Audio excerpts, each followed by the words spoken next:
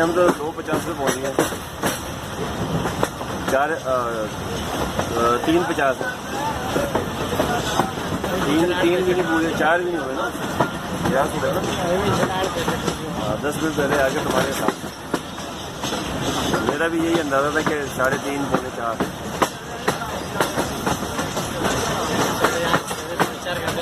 अल्लाह करे खैर करके जो तुम्हारा भी टाइम जो है ना ज़्यादा खोटा ना हो, तुम्हारा भी टाइम खोटा ना हो और लेट ना हो, नहीं तो तुम्हारी भी मुसीबत बनेगी। रात रहना पड़ेगा होटल में।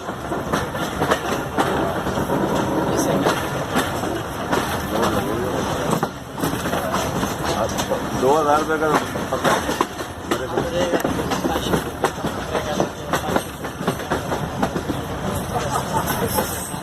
फिर शाम को खाना के साथ फिर जाना।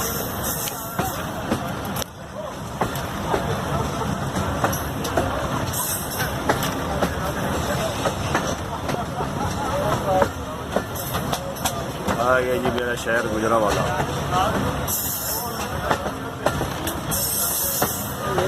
चला आगे इतना है स्टाफ नहीं है, सामान अपने का बस स्टाफ भी है। नहीं यहाँ से अच्छा चीज़ भी पकड़ लूँगा आगे, वो मुझे तुमने बताया था यहाँ पर मेरे लिए आसानी हो जाती।